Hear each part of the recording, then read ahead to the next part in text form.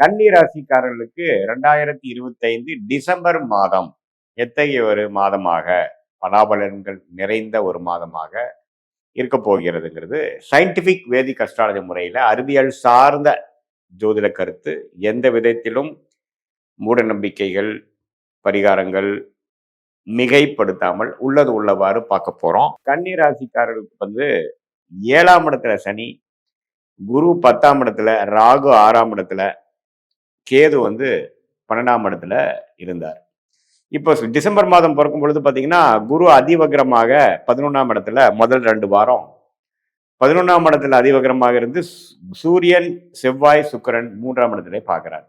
இது ஒரு நல்ல ஒரு அமைப்பு. ஏன்னா 7ஆம் இடம் என்று சொல்லப்படுகிற திருமணஸ்தானம், பங்குதாரர் ஸ்தானம், நண்பர்கள் ஸ்தானத்தை குரு பார்த்து அந்த சனி அந்த பிரச்சனையை கொடுத்துட்டு இருந்த கருத்து வேறுபாடுகிற பிரச்சனை, மைண்டு டென்ஷன், ஸ்ட்ரெஸ்ஸு, ஒரு இணைபிரியாத ஒரு ஒரி, இது எல்லாத்தையுமே குறைக்கக்கூடிய அமைப்பு வந்து கடந்த அக்டோபர் மாதத்திலிருந்து கொஞ்சம் படிப்படியாக அந்த குருவின் பார்வை பெறுவது டிசம்பர் முதல் 2 வாரமும் இருக்கிறது. ஸோ அது வந்து ஒரு அற்புதமான ஒரு அமைப்பு.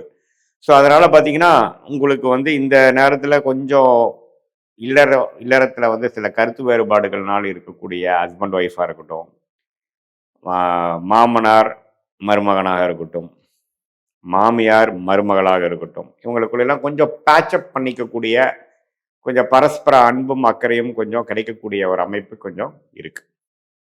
அதே மாதிரி ராசி அதிபதியாகிய புதனே பார்த்தீங்கன்னா, நட்பு வீட்டில், சுக்கிரனோட வீட்டில் 2ஆம் இடத்துல இருக்கிறது ஓரளவுக்கு எல்லாத்தையுமே சமாளிச்சிடலாம். என்னதான் பிரச்சனை வந்தாலும் எல்லாத்தையுமே சமாளிக்கக்கூடிய அமைப்பு வந்து கொடுக்குது கன்னி ராசிக்காரர்களுக்கு.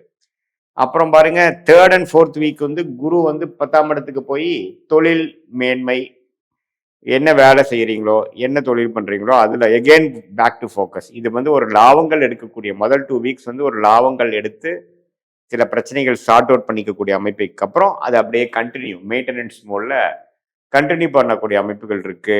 மாணவர்கள்லாம் பார்த்தீங்கன்னா அருமையா படிக்கக்கூடிய ஒரு அற்புதமான மாதமாக இருக்கு. ஏன்னா இதுவரை கொஞ்சம் டிஸ்ட்ராக்ஷன்ல இருந்தவங்களுக்குலாம் பார்த்தீங்கன்னா இப்போ கொஞ்சம் டிஸ்ட்ராக்ஷன் இல்லாமல் ஃபோக்கஸோட கான்சென்ட்ரேஷனோட படிக்கக்கூடிய அமைப்பு கொடுக்குது. ஏன்னா புதன் எந்த விதத்திலையும் பாதிக்கப்படவில்லை. செவ்வாயோட சேர்ந்து அக்டோபர் மாதம், நவம்பர் மாதம் முழுவதும் பாதிக்கப்பட்ட புதன் இப்போ பார்த்தீங்கன்னா கொஞ்சம் தனிச்சிருக்கிறார்.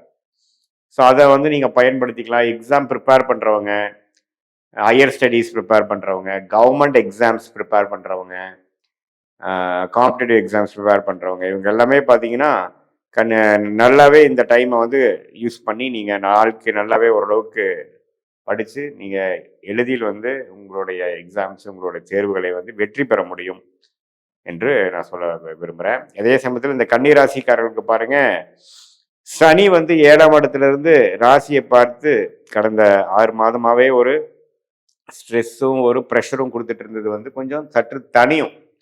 உச்சகுருவின் பார்வை சனி மேலே விழுகிறதுனால கொஞ்சம் வந்து டென்ஷன் விலகி கொஞ்சம் ரிலாக்ஸ் பண்ணிட்டு ஒரு செல்ஃப் கான்ஃபிடென்ஸ் கிடைக்கக்கூடிய அமைப்பு கண்டிப்பாக கன்னிராசிக்காரர்களுக்கு இருக்கு.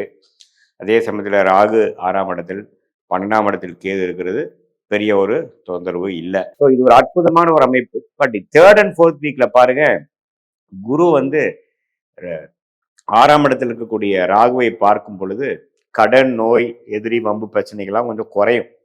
இது என்னன்னா, இது வரைக்கும் நம்ம கொஞ்சம் கடன் இருந்ததுன்னா சில லாபங்கள் எடுத்து கடனை அடைச்சிக்கலாம். சிசி லிமிட், ஓவர் டிராஃப்ட்ல வச்சு தொழில் பண்ணிட்டு இருக்கிறவங்களுக்குலாம் பார்த்தீங்கன்னா கொஞ்சம் குறைச்சிக்கக்கூடிய அமைப்புகள் 3rd and 4th வீக்ல உண்டு. ஸோ அதனால நல்ல ஒரு அமைப்பு இருக்குங்க.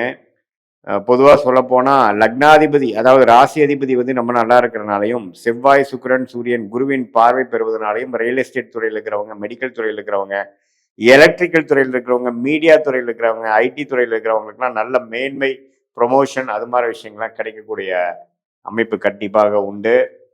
அதே சமயத்தில் கொஞ்சம் ஃபேமிலியில் லாஸ்ட் 2-3 மந்த்ஸாகவே கொஞ்சம் டிஸ்டர்பன்ஸ் இருக்குங்கிறவங்களுக்குலாம் கொஞ்சம் சார்ட் அவுட் ஆகி கொஞ்சம் டிசம்பர் மாதம் வந்து கொஞ்சம் டூரு அதெல்லாம் போய் மைண்டு ரிலாக்ஸ் பண்ணிக்கக்கூடிய, நம்மளுடைய உறவுகளை புதுப்பித்து கொள்ளக்கூடிய ஒரு அற்புதமான அமைப்பு வந்து கண்டிப்பாக இந்த டிசம்பர் மாதம் 2025 கன்னிராசிக்காரர்களுக்கு இருக்கு. இந்த மாதத்தை வந்து நல்லபடியாக சில விஷயங்களை பெறுவதற்காகவும் சில முயற்சிகளை எடுத்து அதில் வெற்றி பெறுவதற்காகவும் நல்லாவே யூஸ் பண்ணிக்கணும். ஏன்னா உங்களுக்கு உச்சகுருவின் பார்வை வந்து நிறைய கிரகத்தை பார்த்து அந்த கிரகத்தோட கோர பார்வையை குறைத்து நல்ல ஆத்ம ஒளியை இல்லை ராசி மேலே கொடுக்கக்கூடிய அமைப்புகள் கொடுக்குறார். ஸோ அதை வந்து நம்ம நல்லாவே யூஸ் பண்ணிக்கலாம். ஆண்டின் கடைசி மாதமாக இருந்தாலும் நல்ல ஒரு அமைப்போட கன்னிராசிக்காரங்க இந்த வருடத்தை முடிக்கக்கூடிய ஒரு அமைப்பு இந்த மாதம் கொடுக்கறதுங்க. இது வந்து பொதுவான பலனை தவிர உங்களுடைய ஜென்ம ஜாதகத்தில் பிறந்த தேதி, பிறந்த நேரம், பிறந்த உரை வைத்து நம்ம ஜாதகத்தை போட்டு எப்படி என்ன லக்னத்துல பிறந்தீங்க, அந்த லக்னத்துக்கு ஏத்த தசைகள் போய் கொண்டிருக்கிறதா, அல்லது சுமாரான தசைகள் போய் கொண்டிருக்கிறதா, என்ன புக்தி போய் கொண்டிருக்கிறது, என்ன அந்தரம் போய் கொண்டிருக்கிறதுங்கிறதெல்லாம் நான் சற்று ஆராய்ந்து அதுல என்ன ஆதிபத்தியம் செயல்பட்டு கொண்டிருக்குது, இப்ப என்ன கர்மா வந்து உங்களுக்கு செயல்பட்டு இருக்கு அப்படிங்கிறதையும் நம்மளுடைய 18 வருஷ அனுபவமாகிய ஜோதிடத்துல வந்து ஆராய்ந்து, அதுவும் இப்போ நம்ம பேசின அந்த கோச்சார அமைப்பு, அதாவது குரு பயிற்சி, ராகு பயிற்சி, இந்த மாதிரி மாத கிரகத்தின் செவ்வாய், சுக்கிரன், சூரியன் பயிற்சிலாம் இருக்கு இல்லைங்களா, அதெல்லாம் ஒருங்கிணைத்து நம்ம பார்க்கும் பொழுது எப்படி அடுத்த வரக்கூடிய காலகட்டங்கள் எப்படி இருக்கு, அடுத்த ஒரு 3 மாதம் 4 மாதம் எப்படி இருக்கு, அடுத்த 1 இயர் எப்படி இருக்கு, நம்மளோட லைஃப் பேட்டர்ன் என்ன மாதிரி துறை நமக்கு ஏற்றதாக இருக்கிறது, எது மாதிரி டைம்ல நம்ம வந்து சில விஷயங்கள் செய்யலாம்,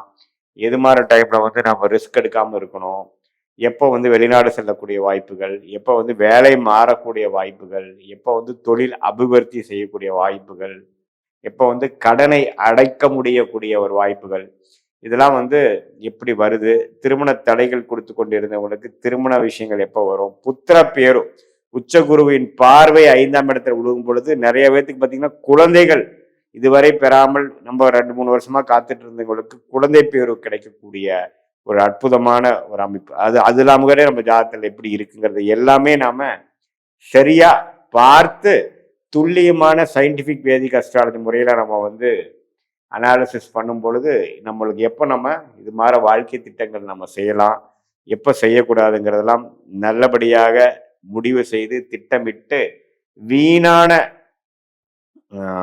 பண விரயங்கள், சமய விரயங்களை தவிர்த்து எது நமக்கு செஞ்சா நமக்கு சாதகமா இருக்குமோ, எது நமக்கு பிராப்தமான விஷயமோ அதை அறிந்து தேவையற்ற விஷயங்களை வந்து நம்ம தவிர்த்து நம்ம வந்து படிப்பா இருந்தாலும் சரி, வேலையா இருந்தாலும் சரி, தொழிலா இருந்தாலும் சரி, பண விஷயமா இருந்தாலும் சரி, திருமண விஷயமா இருந்தாலும் சரி, குழந்தைகள் பற்றிய விஷயமா இருந்தாலும் சரி, முதலீடு பற்றிய விஷயங்கள் எதுவா இருந்தாலும் எது மாதிரி டைம்ல எந்த விஷயத்துல எந்த டைம் பண்ணா நமக்கு பாசிட்டிவா வரும், இப்ப என்ன ட்ரெண்ட் நம்ம லைஃப்ல என்ன பிராப்தங்கள் ஓடிக்கொண்டு இருக்கிறது, என்ன குறி காட்டுது, அடுத்த வரக்கூடிய 6 மாதம் 1 இயர் 2 இயர்லாம் என்ன மாதிரி விஷயத்தை குறி காட்டுகிறது, நம்மளுடைய லாங் டேர்ம் பேட்டர்ன் எப்படி இருக்கு, ஷார்ட் டேர்ம் பேட்டர்ன் எப்படி இருக்குதுங்கிறதெல்லாம் சயின்டிபிக் வேதிக் அஸ்ட்ராலஜி முறையில் தெரிந்து கொண்டு அதுக்கு தகுந்த மாதிரி நம்ம வாழ்க்கை முடிவுகளை எடுக்குமேயானால் எளிதில் வாழ்க்கையில் வெற்றி பெற முடியும் என்று சொல்ல விரும்புகிறேன். மீண்டும் மற்றொரு காணொளியில் சந்திப்போம். நன்றி, வணக்கம்.